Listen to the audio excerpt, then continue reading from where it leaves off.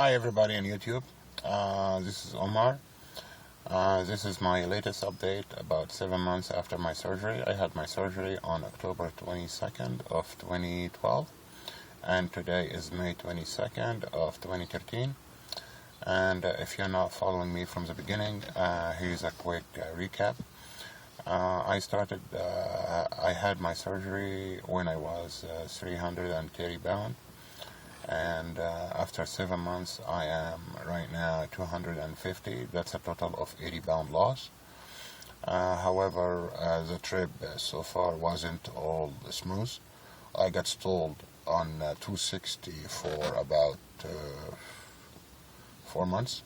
Yeah, I think I got stalled on January, and in 3 weeks I lost 10 pounds. Yeah, I got stalled at 260, and in 3 weeks I lost 10 pounds again. And I will actually credit that to stop being stupid. I was told not to eat pasta, rice, or bread after surgery, but I kept on eating bread, and I love bread. I can't stay without it for now. But anyway, I stopped eating rice and pasta, but about a month ago, I stopped eating bread too. It's not because of anything, but I just don't have craving for it anymore. And actually, I don't like the fullness feeling it gives me. You know, after a while you learn. You know what's good for you and what's not, and what makes you feel okay and what gives you upset stomach feeling stuff. Anyway, and guys, there is something I would like to tell you, everybody here. Don't believe what people tell you before surgery or whatever. It doesn't really matter what you're gonna do or what they tell you can do. You're gonna have saggy skin no matter what. You can actually see here. You see here, this is some saggy skin, and actually here I start having some saggy skin, but this is nothing compared to the rest. And unfortunately, if I wasn't here at this place and at this time, I would have been able to show you my saggy skin. It's basically on the belly area and on the underarm, the lower side of your arm. Unfortunately, I can't show you now. I drive a limousine for a living, and I'm sitting on somebody's driveway waiting for a pickup. So I thought, let me do this quick video. Anyway, so physically I'm doing okay, but unfortunately I'm not doing that great from the inside. I had my first blood work done on January, and the result was reviewed by my surgeon, and he kind of had a couple of red flags on the blood work, and he said he would like to follow up on them later, or I can follow up with my primary care physician, which I really prefer because she knows me better, and also because she is very near me. She is like next block from me. However, my surgeon, where I had my surgery, was 100 miles away, so it's just a big hassle to drive to him to review my blood work and stuff like that. So anyway, the red flags he saw was my triglyceride and my cholesterol and my good cholesterol level were not really up to the chart. And I just had my second major blood work done on May, and the results were reviewed by my primary care physician.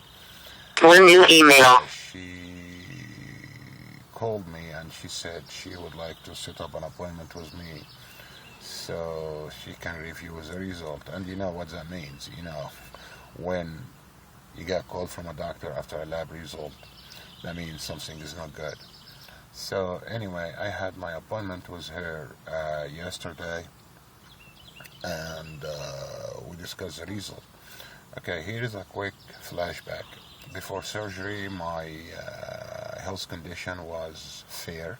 I really didn't have any crazy illness or physical condition limitation or anything. The only problems I had was high blood pressure. My average was 160 over 100 or over 110, and my cholesterol, my bad cholesterol was 265, and my triglyceride was 400. Yes, 400. That's an extremely high level. And I was not diabetic or anything, and I was taking 4 pills of Loveza a day and 6 pills of Welchol a day, just to try to lower my triglyceride and cholesterol. And I was taking 2 cholesterol medication, statin medication, and also I was taking 2 blood pressure medication. One was the Diovan 160, and the other one, I can't even recall the name of it. And after surgery and after losing that much weight, I stopped the Loveza, I stopped the Welchol, and I stopped all the cholesterol-lowering medication. And for the blood pressure, I stopped the other medication, which I can't recall the name. And for the Diovan, my primary care physician, she lowered the dose from 160 mg to 80 mg. Okay, so now I'm only taking 1 pill of Diovan a day, and also I'm taking a multivitamin, and I'm taking vitamin D. Okay, now back to the blood result. My latest, oh yeah, one more thing. Before surgery, my hemoglobin level was extremely high. Okay, my hemoglobin level was like 19. Okay, and that's way above the chart. And I actually was one of the people who was always turned down on blood banks trying to donate blood because of the high hemoglobin. As they said to me that I need to get a prescription for therapeutic donation. Basically, that's when they draw blood from you and throw it away. They can't use it. And I never did that, so I just forget about it. Anyway, my January blood work result was reviewed by my surgeon, and he was not really familiar with my previous lab result readings, so he kind of circled the triglyceride and cholesterol levels with red markers saying, these are red flags, whatever. And when I showed the result to my primary care physician, she said, oh, don't worry about him. I'm happy with the results. They're showing a major decline, and you're okay, whatever. Just give it time. It's gonna, keep going down. However, when the same doctor, which is a primary care physician, saw my result last week, and she called me, I knew something was up.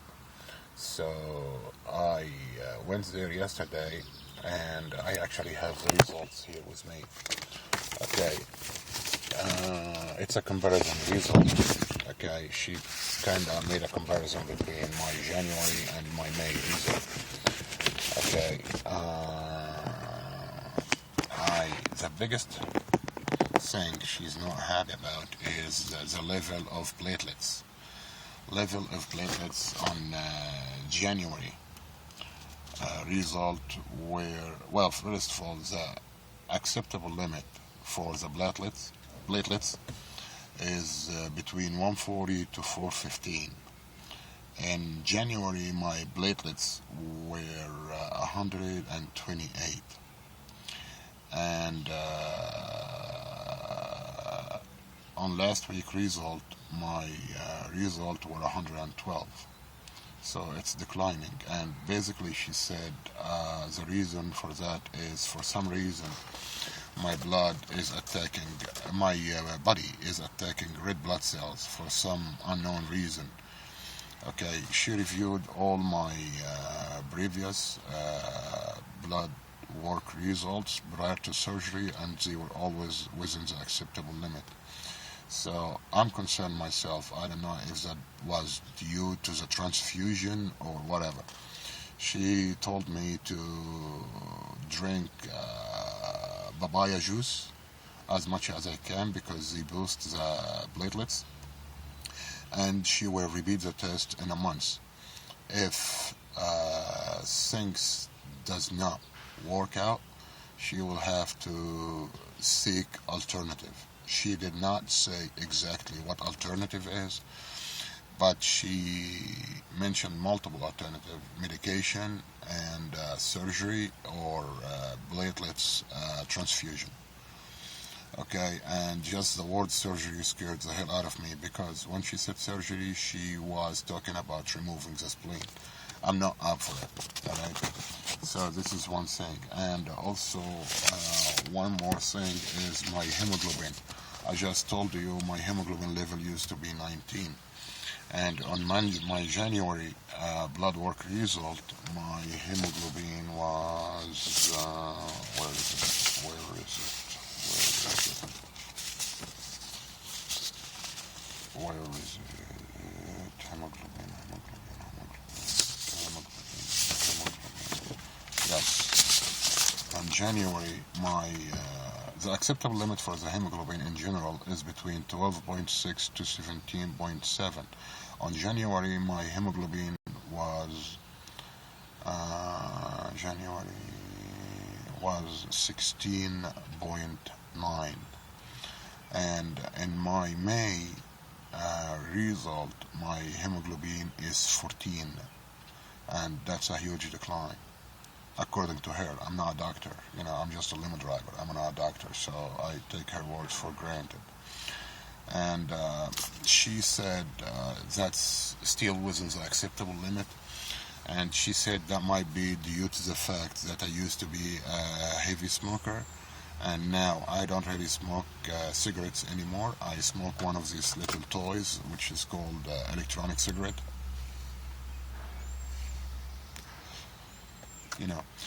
It basically still delivers same level of nicotine, and minus all the toxin of the tobacco leaf.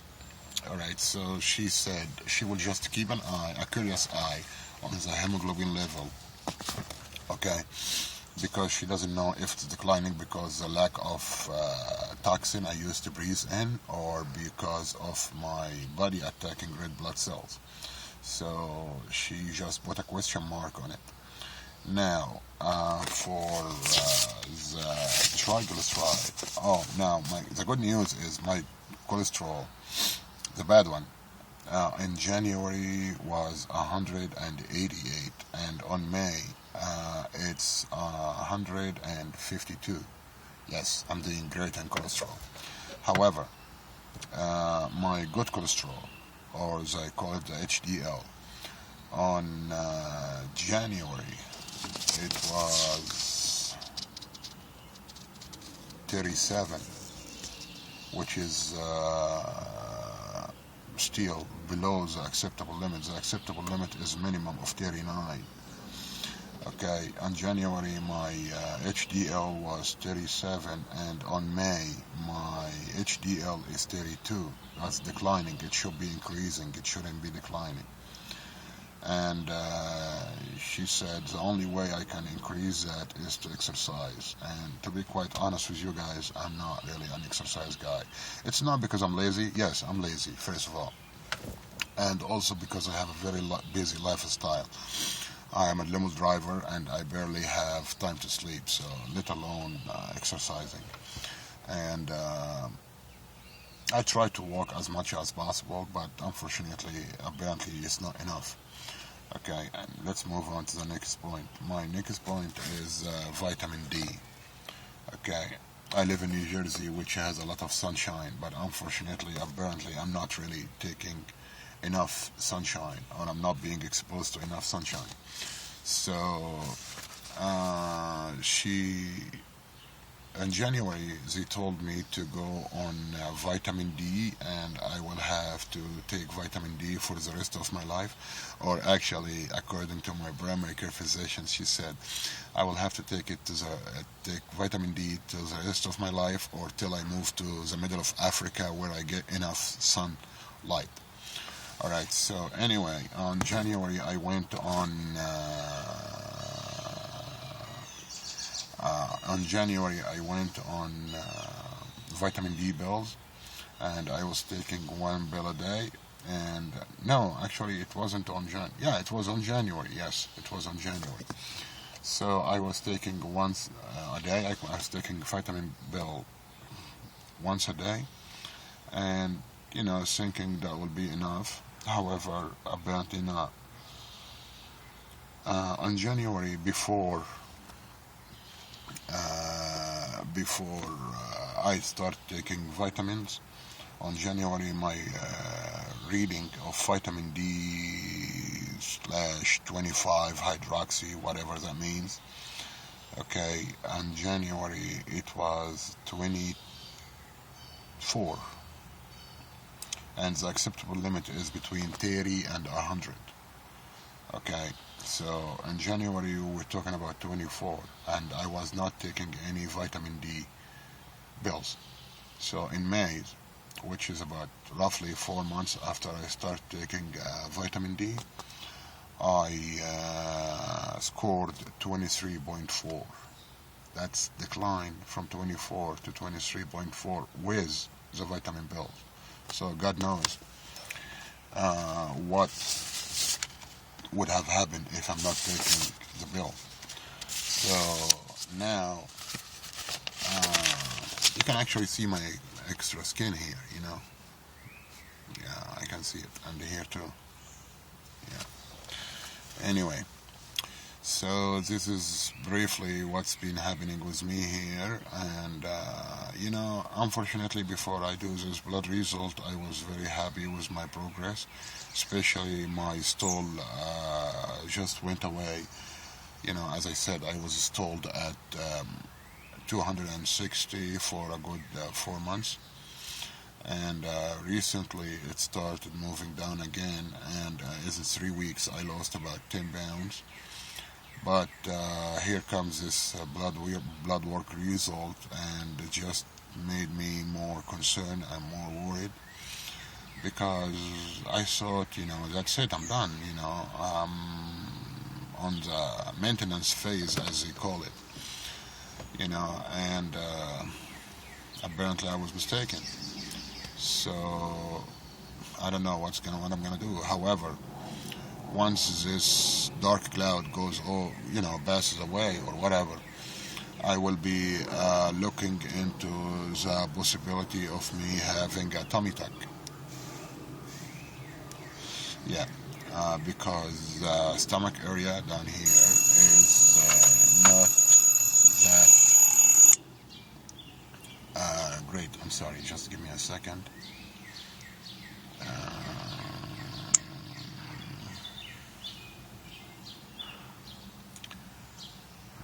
Okay. I'm just, just the flaps of skin, and I don't, I don't know how to describe it, but I really didn't see it till last week.